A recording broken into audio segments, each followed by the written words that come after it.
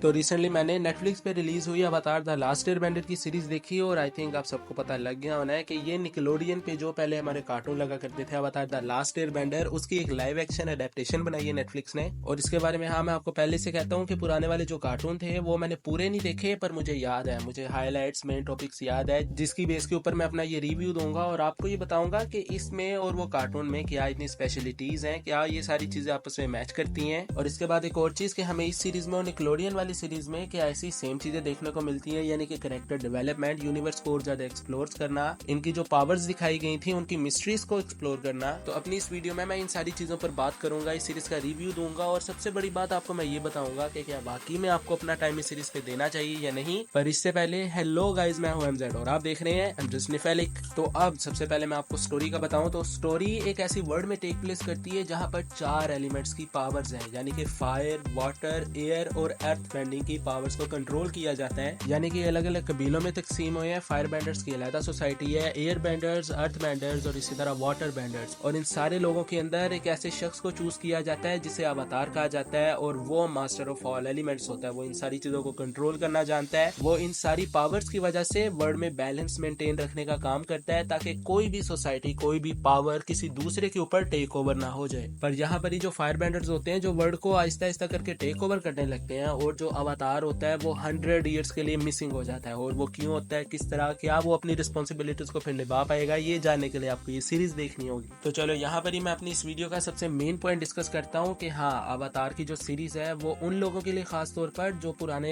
Animated show से nostalgia लेना चाहते हैं, वो पूरी स्टोरी को रिवाइव होता देखना चाहते हैं, उनके लिए एक मस्ट वॉच बनती है। ये मैं आपको अभी से बता दूं, ये शो एक मस्ट वॉच बनता है। स्पेशली जो चीजें हमने 2D एनिमेटेड कार्टून में देखी हैं, उनको एक दफा लाइव एक्शन और बिग स्क्रीन पर देखने का तो अपना ही मजा है। जहाँ पर रही बात हो इन सारी पावर्स को एक्सप्लोर करने की, अवतार के यूनिवर्स की वर्ल्ड बिल्डिंग की, और सबसे बड़ी बात स्टोरी इसमें उसी तरह चलाई गई है, उसी तरह कंटिन्यू की गई है जैसा हमें एनिमेटेड शो में देखने को मिला था। कि हमें किसी जगह पर भी कोई गैप नहीं फील होता कि ये चीज इन्होंने मिस कर दी है, ये चीज इन्होंने शो के अंदर से नहीं उठाई। कि इन्होंने जो सीरीज के पहले सीजन के हाईलाइटेड पॉइंट्स थे जिनके अराउंड स्टोरी फॉलो करती थी उनको लिया, और जो बाकी के छोटे मोटे एलिमेंट्स हैं उनको मिस कर दिए, जो कि मिस करना बनता भी था, नहीं तो ये सीरीज कंट्रोल करना काफी मुश्किल और डिफिकल्ट हो जाना था। पर हाँ, यहाँ पर ही जो मेन नेगेटिव पॉइंट मैं आपको बताऊं वो ये है कि जो मेन अवतार हमारा जो एंग का कैरेक्टर है वो बहुत ही थक्का इन्होंने डाला है, मतलब जीरो कैरेक्टर डेवलपमेंट। जो कि हाँ, काफी सारी चॉइसेस इनके पास थी, वो इनका काम बनता था हमें दिखाना, क्योंकि आप एक ऐसा शो बना रहे हो जिसको आप रिवाइव कर रहे हो उन बच्चों के लिए, उन पुराने लोगों के लिए जो कि उस 2D एनिमेटेड को एक दफा लाइव और बिग स्क्रीन के ऊपर देखना चाहते हैं। तो आपने इतने बड़े एलिमेंट को मिस कर दिया कि आपने वो वाला एंग का एक्टर, वो बच्चे नहीं आपने ठीक तरह से चूज किया जो कि हम स्क्रीन पर देखना चाहते हैं, जिसकी वजह से ये सीरीज जानी जाती है। यानी कि जिस बच्चे ने एंग के कैरेक्टर को प्ले किया है वो बहुत ही बुरी चॉइस है, मैं बिल्कुल भी उससे कनेक्टेड नहीं कर पाया, और यही चीज इस सीरीज का सबसे बड़ा नेगेटिव पॉइंट है, जिसकी वजह से काफी सारे मिक्स रिव्यूज निकल के आ रहे हैं और काफी लोग इस सीरीज को हेट कर रहे हैं कि नहीं यार, हमें वो चीज देखने को नहीं मिली जो हमने कार्टून में देखी थी। पर नहीं, अगर हम ओवरऑल देखें तो इसमें बहुत कुछ भरा पड़ा है, स्पेशली हमारा पुराना नॉस्टैल्जिया, जिसमें अगर बाकी कास्टिंग की मैं बात करूं तो हाँ, बाकी सारी कास्टिंग परफेक्ट है। स्पेशली यार प्रिंस ज़ूको का जो एक्टर है उसने तो यार क्या परफॉर्मेंस दी है, मैं तो फैन हो गई हूँ उस बंदे का। और अगर आपने इसको नहीं पहचाना तो हाँ, मैं आपको याद दिला दूं, शैंक-ची में जो हमारे शैंक-ची का किड वाला रोल प्ले किया था वो इसी लड़के ने प्ले किया था। और दूसरी तरफ तो यार वो तो प्योर नॉस्टैल्जिया और एक मेमोरेबल इवेंट हमें फील होता है, जो हमें इंट्रो का पूरा सीक्वेंस है और जो आउटरो वाला म्यूजिक है, जो इनके ऊपर म्यूजिक चलता था एपिसोड्स के, वो तो क्या बात है यार। आप एक दफा वो पुरानी यादों को रिवाइव करना शुरू हो जाओगे कि किस तरह हम लोग इकट्ठे होके अपना टाइम निकाल के वो कार्टून देखते थे। और यहाँ पर एक और चीज कि काफी सारे लोगों को ये भी कंप्लेन आ रही थी कि इसका VFX इतना अच्छा नहीं है, इसका CGI काफी ज्यादा वीक होता है। जो कि मैं आपको एक बात बता दूं कि इस सीरीज की कुछ एपिसोड्स को डायरेक्ट करने वाला जब्बार जानी नाम का बंदा इससे पहले iron man, game of thrones और स्ट्रेंजर थिंग्स जैसी सीरीज के अंदर विजुअल इफेक्ट्स भी प्रोवाइड कर चुका है। और यहाँ पर ये भी प्रूव हो जाता है कि अगर किसी VFX आर्टिस्ट को कोई प्रोजेक्ट डायरेक्ट करने का मौका मिले तो वो किस तरह का दिखेगा वो हमें अवतार जैसी सीरीज से पता लग जाता है। और इधर ही मैं ओवरऑल बात करूँ तो यार ये सीरीज आपके लिए मस्ट वॉच है। अगर आपने कार्टून नहीं भी देखे तो आप ये सीरीज देखो, फैमिली के साथ देखो, आप बहुत एंजॉय करोगे, क्योंकि यार इसमें भर भर के एडवेंचर देखने को मिलता है। और इसी चीज से एक और बात भी साबित हो जाती है कि नेटफ्लिक्स अपने प्रोडक्शन के मामले में कभी भी पीछे नहीं रहता।